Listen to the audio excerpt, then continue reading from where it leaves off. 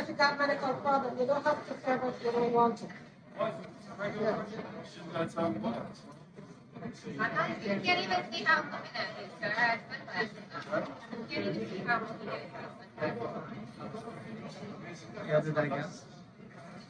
Don't look at you like that. How do you see how I'm looking at you? Excuse me, can you just serve? If you don't want to serve her, let you go.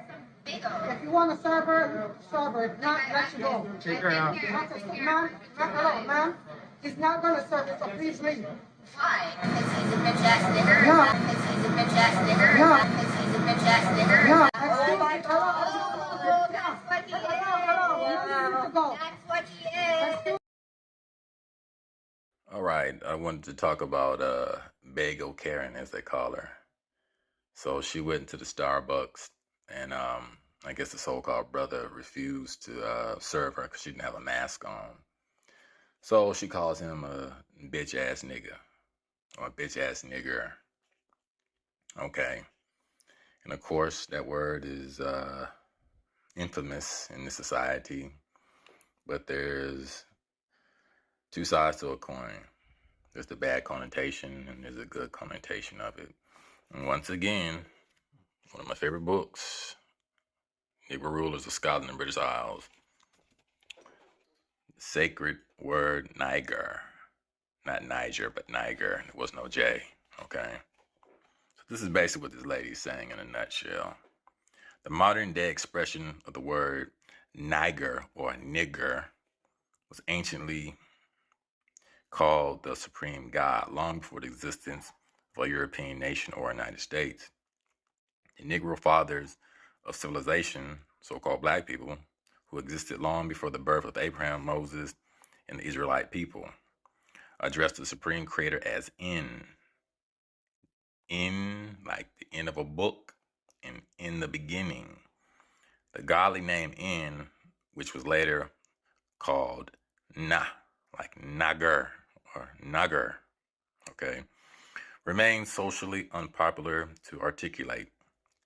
In ancient times, if an individual other than a priest pronounced the sacred letter N or word Na or Niger, he or she was publicly put to death because of its divine reverence.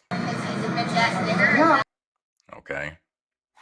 And over here we see the holy letter N is the first and oldest recorded divine letter to identify a universal God. Okay. So we have nature knows no color line. J.A. Rogers. Ancient Greece. Negroes were first, I repeat, Negroes, so-called black people, were first worshipped in Greece and Rome. White masses bowed down to black deities. The rites of Apollo were founded by Delepos and his Negro mother, Melanis, where you get the word melanin from, or melanated. And the worship of black Isis and Horus was popular in Rome because they got that from Egypt. In the Roman colonies as far as north as Britain, which was inhabited by people of color, when this latter evolved into the worship of black Madonna and black Christ. Christian whites also bow down to them. Who's your daddy? Okay. Okay. Now we have this. 100 Amazing Facts About the Negro. Complete proof. Sources and facts. 48. Nearly all of the ancient gods of the Old and New World were black and had woolly hair. That's why you see a lot of those deities in Hindu and Buddha, woolly hair, blue skin or green skin in Egypt as well. Osiris, different deities, because those were black people, people of color. Okay. Buckley says, from woolly texture in the hair, I am inclined to assign to the Buddha of India, and I can't pronounce that word, Fuha of China, and Exha of Japanese, and Quetzalcoatl of the Mexicans. The same, indeed, an African, or rather a Nubian origin. In the Bible, God or the Ancient of Days is described as having hair like pure wool. The early statues of the Virgin Mary and Christ in Europe as far north as Russia were black and Negroid. Okay? So basically she's calling that man a god, which he is. He's a judge. We're judges. We got to judge this earth. Look how these people are running this earth right now, man. There's no justice, as you can tell. And it's all mockery. It's all fun and games now. Okay? But we're seeing how this world is shaping up. The divine letter N has various spellings such as in, and end, etc. The first three words mentioned in the Western Bibles are in the beginning, which is actually saying nigger or Niger, the beginning, since the ancient godly letter N meant Niger and night. The words in and in are also spelled to or L, since the Hebrew letter L is also exchanged for N. Okay?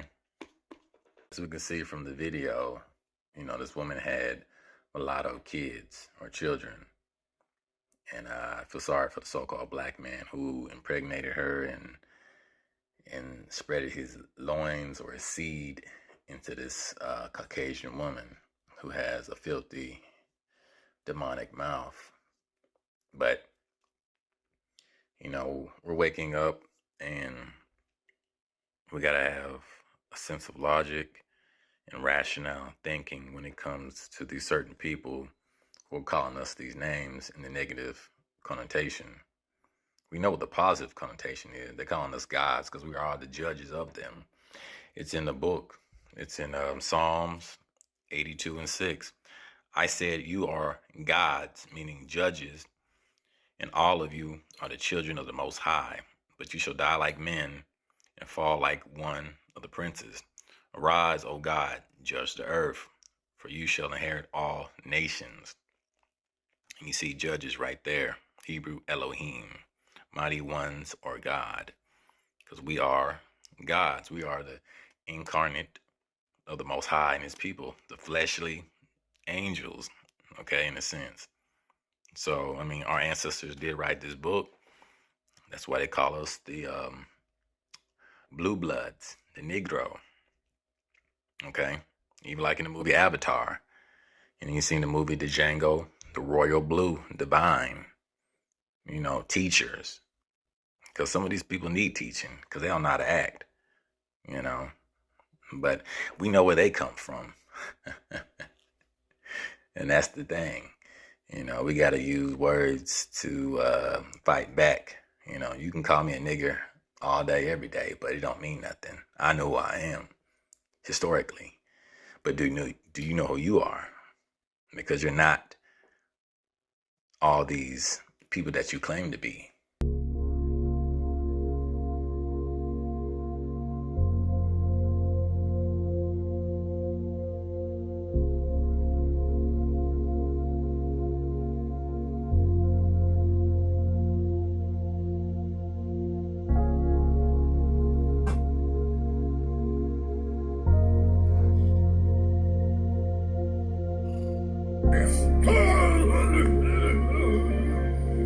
God is a Negro. I am in big trouble. So I have this book, The Destruction of Black Civilization.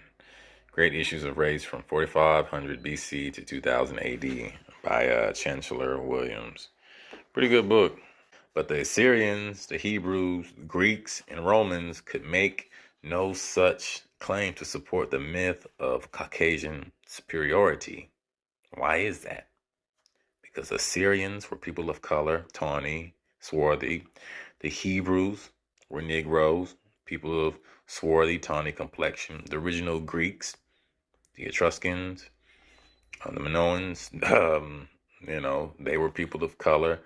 And the Romans was a mixed mulatto black society. So when you watch these movies, you always see the Caucasian superiority. But that is just fiction, artistic license, movie license. It's not based in any truth. Okay, especially, when you just see an all-white society, it never existed. For nothing seems clearer from ancient records than that the whole ancient world knew of nothing more ancient than the black man's civilization. And there you go. Why you call the gentleman the N? Why you call the gentleman the N-word? I didn't call him the N-word.